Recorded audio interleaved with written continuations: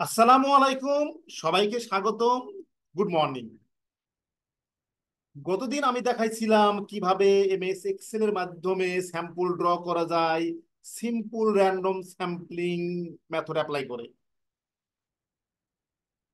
But আজকে দেখাবো কিভাবে স্যাম্পল সাইজ ক্যালকুলেট করতে হয়। আজকেও আমি এমএস এক্সেল সফটওয়্যার ইউজ করব। তো তার আগে চলুন একটু বেসিক জিনিস দেখে আসি, এরপর আমরা প্র্যাকটিক্যালে চলে যাব। ধরুন আমাদের রিসার্চ কোশ্চেন হচ্ছে what's the prevalence of malnutrition among under 5 children. সুতরাং বোঝাই যাচ্ছে এখানে আউটকাম ভেরিয়েবল হচ্ছে বাইনারি ম্যালনিউট্রিশন। তাহলে কি হবে? আমাদের এই স্যাম্পল সাইজ ক্যালকুলেট করার জন্য আমাদের যে ফর্মুলাটা ইউজ হবে সেই ফর্মুলাটা হচ্ছে কি প্রিভ্যালেন্স প্রিভ্যালেন্স বেসড ফর্মুলা। এই ফর্মুলাটা আমরা ইউজ করব স্যাম্পল সাইজ ক্যালকুলেশন যখন আমাদের ক্রস সেকশন সার্ভে হবে, প্যারামিটার এস্টিমেশন এবং আউটকাম ভেরিয়েবল হবে বাইনারি। এই যেখানে ফর্মুলা দিয়েছি, formula Z square, Z square কি এগুলো আমরা আলোচনা প্রিভিয়াস করেছি। সাধারণত জেড স্কোয়ারের মানটা আমরা 5% লেভেল অফ সিগনিফিকেন্ট হলে পারে 1.96 ধরি। পি হচ্ছে প্রিভ্যালেন্স, এক্সপেক্টেড প্রিভ্যালেন্স, অর্থাৎ কি ধরনের প্রিভ্যালেন্স আমরা আশা করতেছি। প্রশ্ন হচ্ছে এই যে পি এর মান, এক্সপেক্টেড প্রিভ্যালেন্স কোথায় পাবো? এটা পাবো আমরা previous literature, news paper, article, government report, medical report record ইত্যাদিতে পেয়ে যাবো। সেখান থেকে আমাদের প্রাইমারি ধারণা নিয়ে আমাদের এই পিটা এস্টিমেট করা যায়। যেমন ধরুন আমার স্টাডি এরিয়া হচ্ছে ঢাকা সিটি, তাহলে আমি ঢাকা সিটির যে প্রিভ্যালেন্সটা নেব। আমার যদি স্টাডি এরিয়া হয় রাজশাহী, তাহলে রাজশাহী বা রাজশাহীর আশপাশে, এইভাবে আমরা লিটারেচার রিভিউ থেকে পি এর মানটা নিব। এই পি এর মান এবং এখানে একটা দেখেন আছে প্রিসিশন। প্রিসিশন হচ্ছে কত পার্সেন্ট আমি ডিজাইড প্রিসিশন বা এররটা নিব। এটার সাথে আমার 5% নেই, লেভেল লেভেল অফ সিগনিফিকেন্ট আমরা নেই 5%। এবং এই ভ্যালুগুলো যখন আমি ফর্মুলাতে ইনপুট করব তখন আমাদের স্যাম্পল সাইজটি চলে আসবে। তো স্যাম্পল সাইজ করে আমরা এই ধরনের টেবিল করব। এই টেবিলের মাধ্যমে আমি বললাম এক্সপেক্টেড প্রিভ্যালেন্স হচ্ছে আমার 47%। কোথায় পেয়েছি আমি? এটা পাবো আমি বিভিন্ন লিটারেচার রিভিউ থেকে। ধরুন আমি এখানে রাজশাহী মেডিকেল কলেজে পেয়েছি 53%, ঢাকা মেডিকেল কলেজে পেয়েছি 45%, আইসিডিআরবিতে পেয়েছি 49%, বিএমজি ওপেন জার্নাল সেখানে পেয়েছি 42%, বিএমসি পাবলিক হেলথ। এভাবে আমার লিটারেচার রিভিউ থেকে আমার স্টাডি এরিয়ার জন্য যেটা অ্যাপ্রোপ্রিয়েট সেখান থেকে আমি অ্যাপ্রক্সিমেট নিয়ে নেব। ধরুন আমার অ্যাপ্রক্সিমেট ভ্যালুটা হচ্ছে 47%।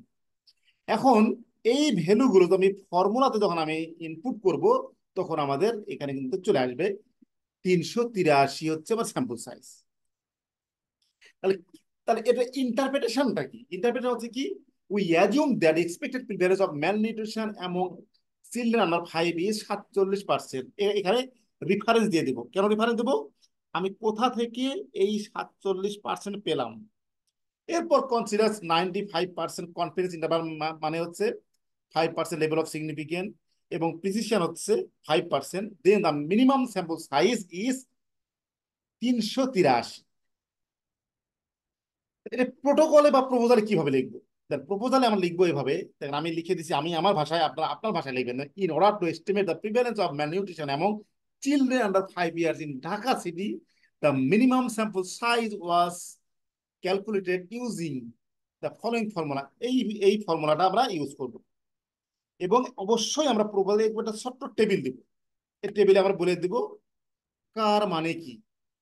তারপরে এটার আমি ইন্টারপ্রিটেশন নিচে লিখলেই এটা আমার হয়ে গেল। আমাদের এই প্রপোজালে এটুকু লিখলেই আনা।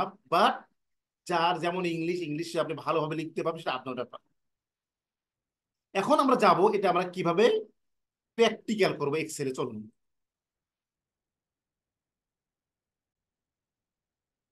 ধরুন এটা Excel template.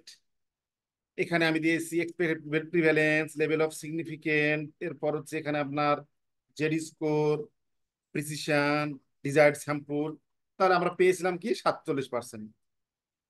47%। Level of significant কত হচ্ছে?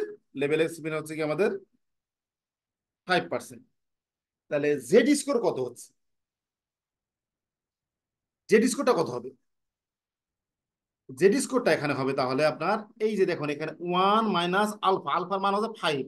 তাহলে আমার নর্মাল, নর্মাল নর্মাল দিতে হবে এখানে, কি দিতে হবে? সমান সমান নর্মাল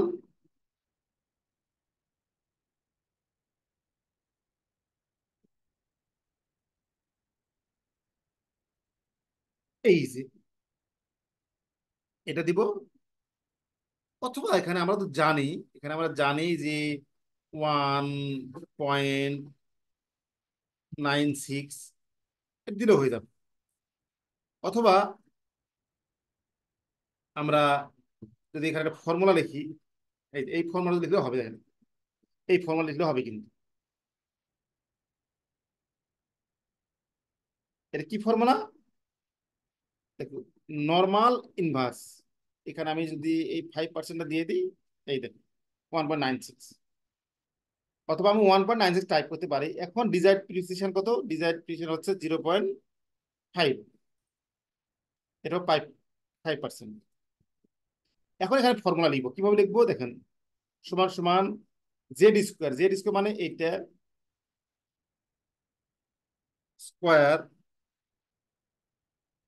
গুণিত 47% গুণিত 1 - 47%, bracket close, divide by precision square. এই ধরুন আমি ফর্মুলাটা এখানে লিখলাম, এই ফর্মুলাটা আমি এখানে লিখলাম, 3383 চলে আসলো। তাহলে এইভাবে আমরা সুন্দরভাবে একটা ফর্মুলা লিখতে পারি। এই এক্সেলের মাধ্যমে সুন্দরভাবে আমরা এই স্যাম্পল সাইজ ক্যালকুলেট করতে পারি। তো সবাইকে অসংখ্য ধন্যবাদ।